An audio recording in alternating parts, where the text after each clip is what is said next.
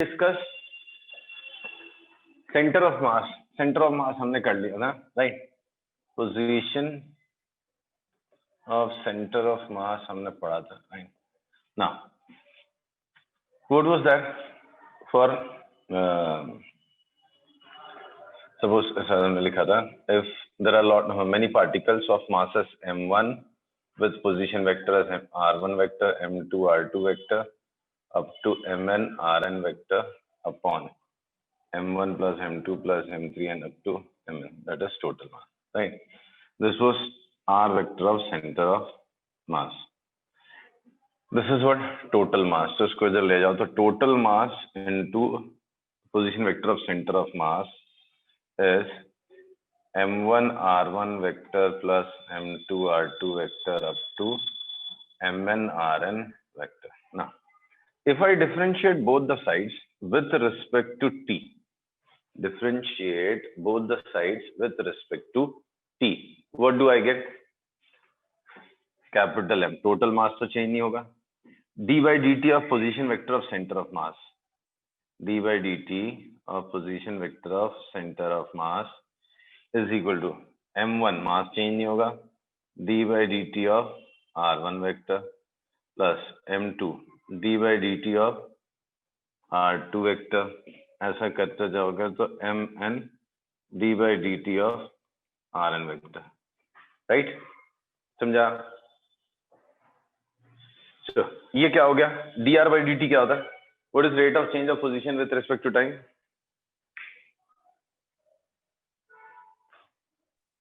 Velocity. It's velocity. So d by dt of position vector of center of mass is velocity of center of mass is equal to m1 v1 vector plus m2 v2 vector up to mn vn vector. मतलब अगर आपसे कोई पूछे velocity of center of mass क्या होगा, एक question आता है where you have to find velocity of center of mass, then velocity of center of mass is m1 v1 vector plus m2 v2 vector plus m3 v3 vector up to mn vn vector upon total mass. Is it clear? थोड़ी ऊपर से summary दे देंगे क्या ये पढ़ा आपने? Sorry? अभी late join हो, थोड़ा समरी दे सकते हैं? अरे हाँ, बहुत कुछ नहीं किया अभी मैंने, जस्ट ये फॉर्मूला हमने पढ़ा था position vector of centre of mass m1 r1 vector plus m2 r2 vector up to mn rn which one total mass. इसको इधर लिया, डिफरेंशिएट किया, तो differentiating r vector with respect to time, तो dr by dt is what? Velocity. So this is mass into velocity of center of mass is m1 into v1 vector plus m2 into v2 vector up to करते करते mn into vn vector. Okay sir. समझा? Okay. So ये हो गया आपका velocity of centre of mass निकालने का तरीका. Clear? So this is how we determine velocity of centre of mass. I hope आपको समझ में आ गया, right? Now if I differentiate it further, वापस से डिफरेंशिएट करो विथ रिस्पेक्ट टू टाइम, तो m into d by dt of velocity of center of mass. So rate of change of velocity with respect to time, what is that? Acceleration. Acceleration. So mass into acceleration of center of mass is m1. d by dt of v1 क्या आ जाएगा? a1 vector. Acceleration of first particle. a2 vector. सब करते करते mn an vector. This will help us find acceleration of center of mass, right? System है particles का, कोई किधर भी जा रहा है, जैसे बिलियर्ड टेबल है, बिलियर्ड टेबल में एक बॉल इधर जा रही है, एक बॉल टकरा के इधर जा रही है, किधर जा रही है, बट इसका सेंटर ऑफ मास किधर जा रहा है वो ढूंढने का method. Different particles are accelerating, there is one particle, there is another particle, they both are moving towards each other and accelerating due to gravitational pull of each other. So इनका center of mass का acceleration क्या होगा, इसका पता है, इसका पता है, इसका क्या होगा. So वही है कि system of particle का velocity क्या होता है and system of particle का acceleration क्या होता है, right? वो आपको समझना है. you have to try to understand what is velocity of center system of particles or center of mass of system of particle and acceleration. Okay? To give you a feel of it, एक दो question कर देता हूँ. Before that, इसी को और देखते हैं हम लोग. M1 V1 वेक्टर क्या होगा? M1 V1 vector is what?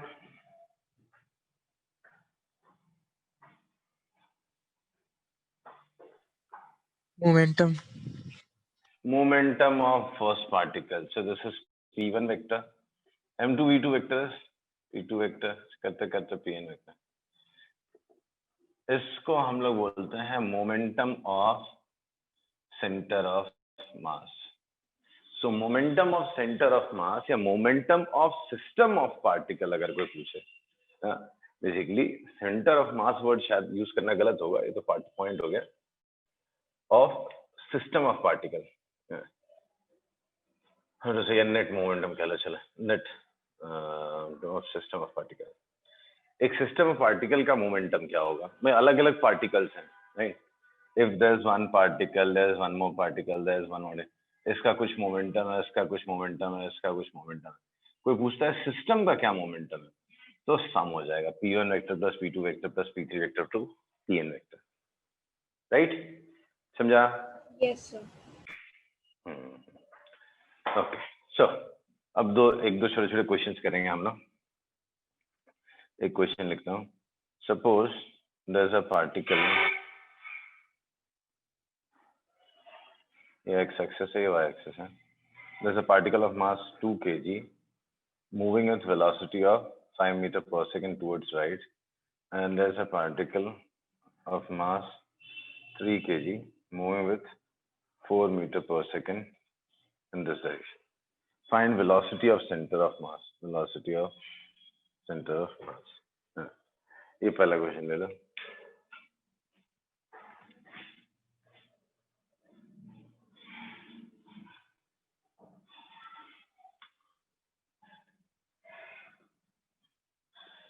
There's a particle of mass 4 kg that is accelerating towards right at the rate of, initial velocity was rest and accelerating at the rate of 2I. There's another particle of mass 2 kg is accelerating at the rate of I plus 2j. Find velocity of center of mass in terms of t. Time के terms में आपको express करें. Right? So there are two simple questions.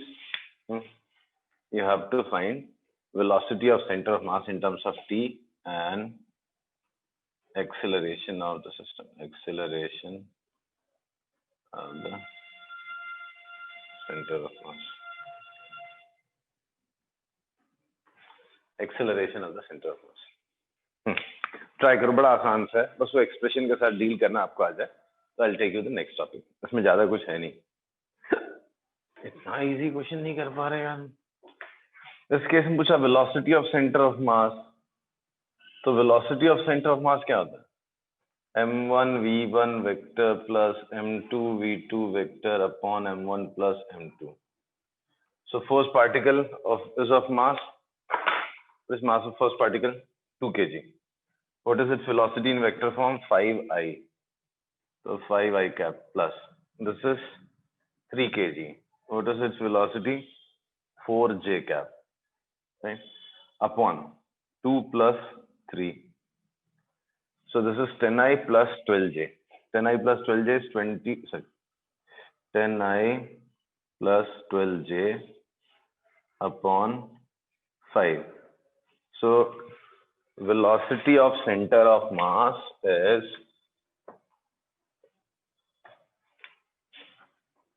2I cap plus 2.4j cap. That's it. इतना easy से क्यों नहीं कर पा रहे?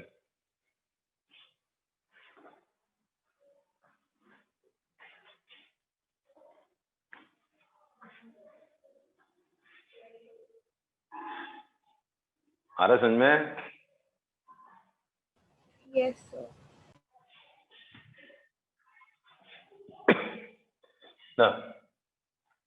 सेकंड पूछा हुआ, दिस वन, एक्सेलरेशन दिया हुआ, इनिशियल वेलोसिटी दोनों का 0 है, इसका भी 0, इसका भी 0, initial velocity 0, starts from rest. So एक का एक्सेलरेशन 2i कैप है, दूसरे का i cap plus 2j cap है. You have to find the acceleration of center of mass and the velocity of center of mass in terms of t seconds के बाद कितनी velocity होगी centre of मास की, वो बताना है.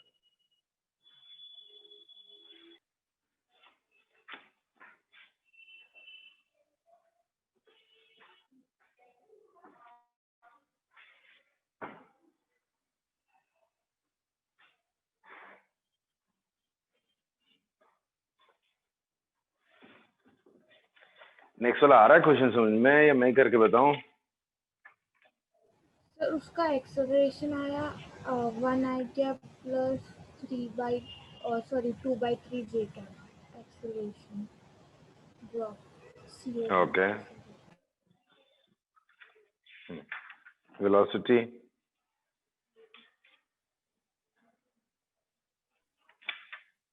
Sir 10t/6i plus 4t/6j.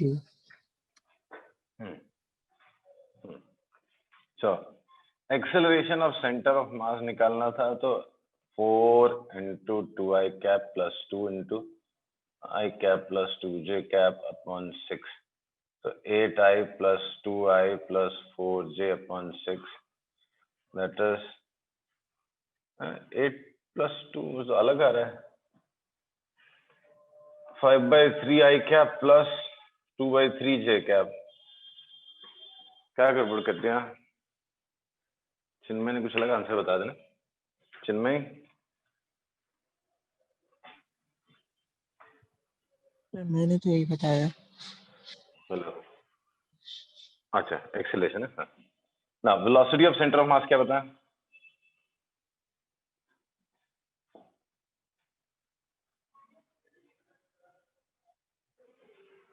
बस एक्सेलरेशन पता है, तो 5/3i plus 2/3j into t, that's it. By v is equal to u plus at. V is equal to u plus at, right? Yes sir. तो initial velocity 0 था, किसका? दोनों particle का, hence centre of मास का velocity 0 था. So v is equal to u plus at, initial velocity 0, acceleration into time, that's answer. Okay, sure. Now let's move to Newton's second law. Newton's second law for system of particles. See, Newton second law जो हमने पहले पढ़ा था, in Newton's laws of motion, sir पहला law कौन सा था particle system of particles के लिए? सिस्टम ऑफ पार्टिकल के लिए फर्स्ट लॉ लिखते ही नहीं हम actually. Second law important, second law से सब बन जाता है. सेकंड लॉ क्या है? F is equal to ma. First law क्या है? इफ F इज 0 तो A इज 0. मतलब ठीक है, टाइम चाहिए तो मैं इन्वेस्ट कर देता हूँ उसमें, अदरवाइज सेकंड लॉ ही मेन है. F इक्वल्स टू ma होता है, राइट? फर्स्ट लॉ में क्या लिखा हुआ है कि अगर फोर्स नहीं लगेगा तो एक्सेलरेशन नहीं होगा, वेलोसिटी कांस्टेंट रहेगी. वो तो यहाँ से लिखी जाता है ना. अरे बात समझ.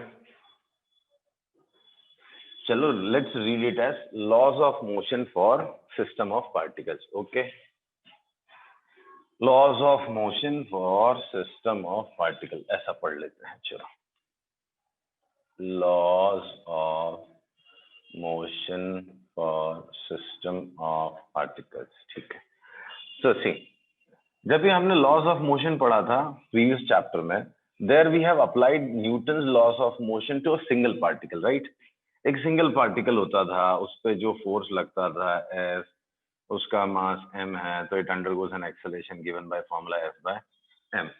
Now we have system of particles. एक बिलियर्ड टेबल है, there are lot of balls. एक बॉल इधर है, एक बॉल इधर है, एक बॉल इधर है, ये बॉल इधर जा रही है, ये रेस्ट पे है, इससे कोलाइड होगा, कौन क्या किधर जाएगा, किसका एक्सेलरेशन होगा, वो सारी चीजें आपने समझनी है. So we have system of particles instead of a single particle, right? Yes, sir. Types of forces. यहाँ पे आपको स्टार्टिंग में थोड़ा कंफ्यूजन होता है, बाद में समझ में आ जाएगा. Internal forces are there and external forces are there. Internal forces and external. Internal forces क्या है? If I am considering these 3 balls, billiard balls as a system, इसको मैं एक सिस्टम मान रहा हूं, तो ये एक दूसरे पे जो फोर्स लगाएंगे ना, उसको बोलते हैं internal force, right? External force क्या है? इनके म्यूचुअल इंटरेक्शन के अलावा अगर कोई बाहर से फोर्स लगाएगा, that is known as external force.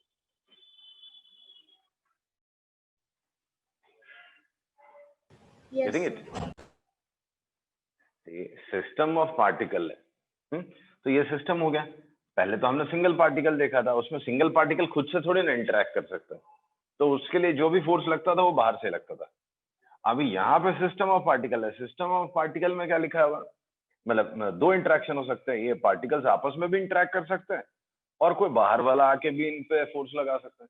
So here we have 2 different words, internal forces as well as external forces. When I read a word internal forces, then I am referring the forces due to interaction of the particles within the system. And when I say external forces, I mean to say a force is acting from outside. हाँ, कोई बाहर से कोई particle है, कोई object है, कोई कुछ है, कुछ नेचर ऑफ फोर्स होगा, कुछ होगा जो बाहर से फोर्स लगा रहा, तो that is external force. Okay, Yes, clear sir. ना?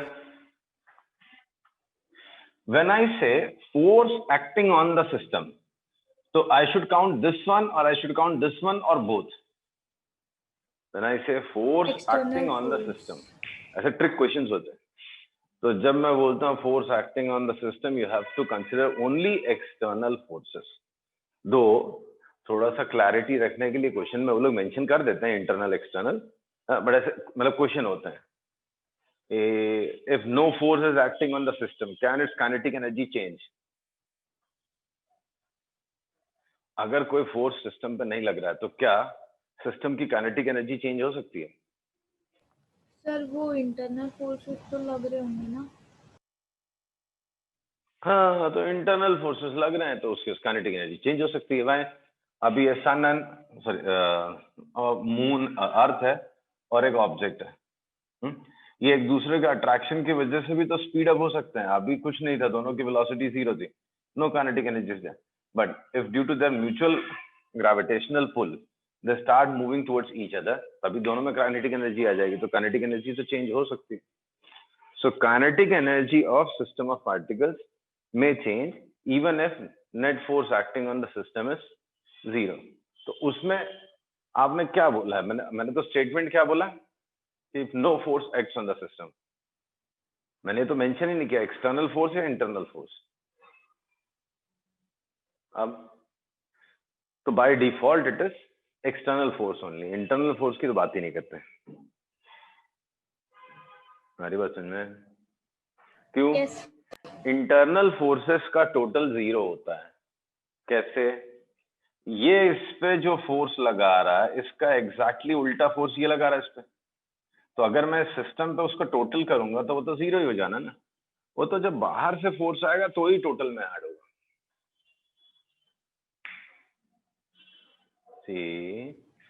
इंटरनल फोर्सेस जो हैं उनका सम पूरे सिस्टम पे 0 हो जाएगा, इंडिविजुअल पार्टिकल पे 0 नहीं होगा.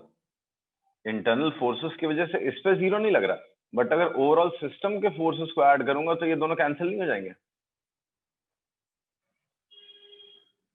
हाँ सर. ओके, आई होप आप समझ में आ रहा. समझ रहे हैं मैं क्या बोल रहा हूँ? इंटरनल फोर्सेस अगर पूरे सिस्टम के ऐड कर लोगे तो वैसे ही 0 हो जाने हैं. इंडिविजुअल पार्टिकल पे वो काउंट होता है. Yes, sir. So laws of motion for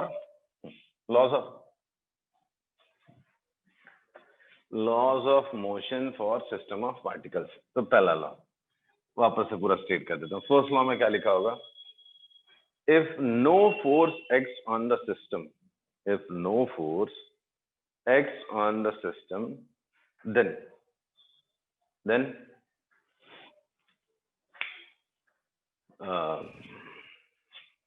system continues to maintain its state of motion. Yeah, system continues to maintain its state of motion. Sorry. कहने का मतलब क्या है?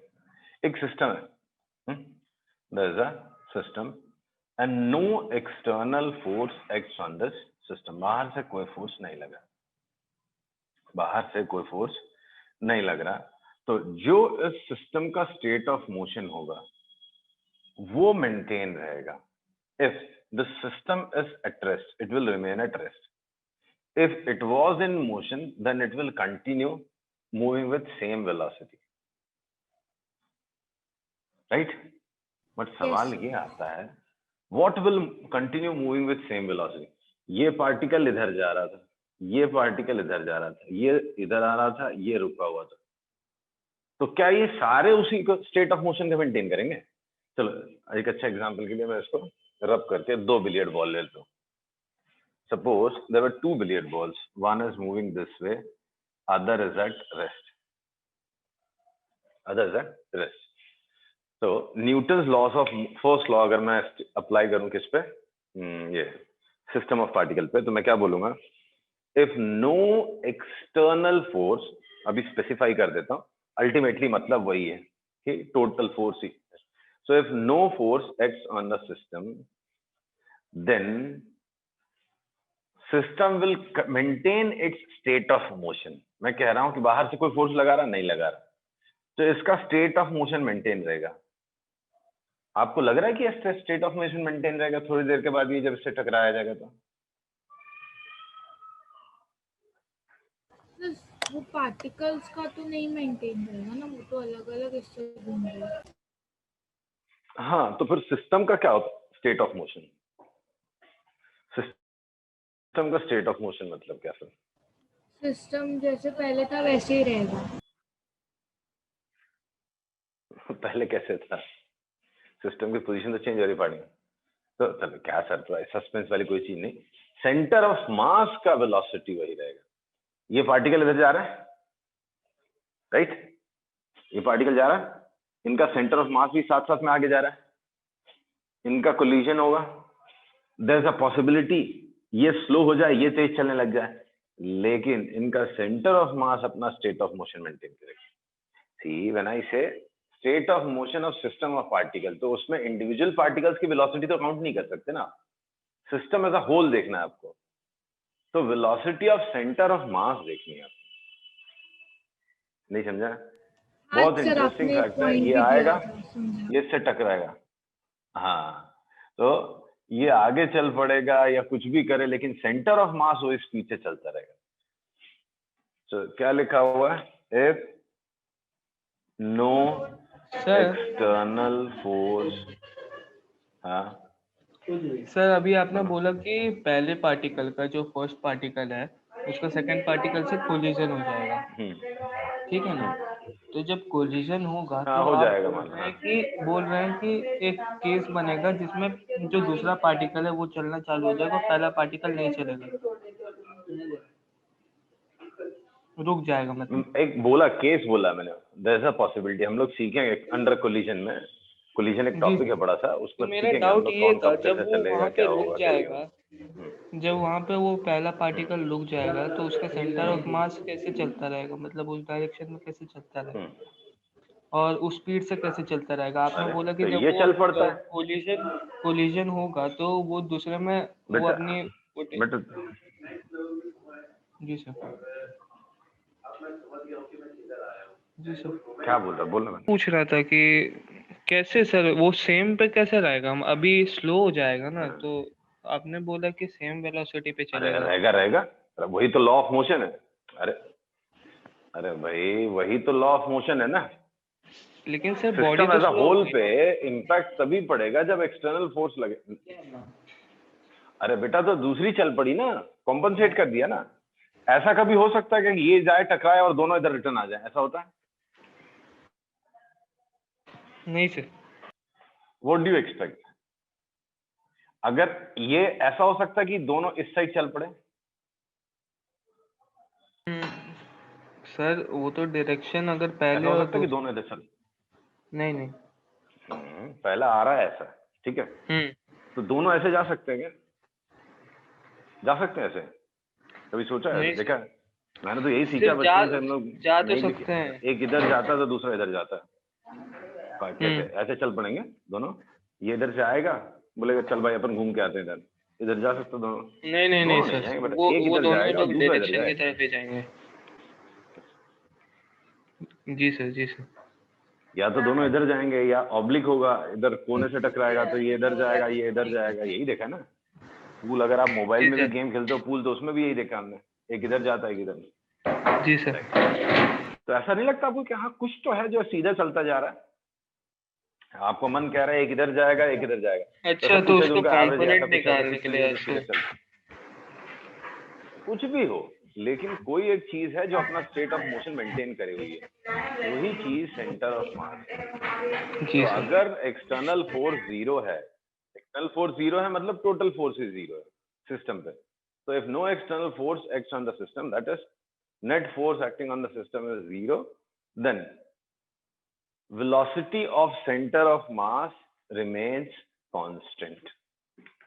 So if no external force acts on the system, then velocity of center of mass remains constant. Individual particles की velocity change हो सकती है, but centre of मास की वेलोसिटी चेंज नहीं होगी। तो इसी को हम लोग बोलते हैं system as a whole maintains its state of motion, that is system as a whole maintains its state of motion. ठीक है, समझा? Yes sir.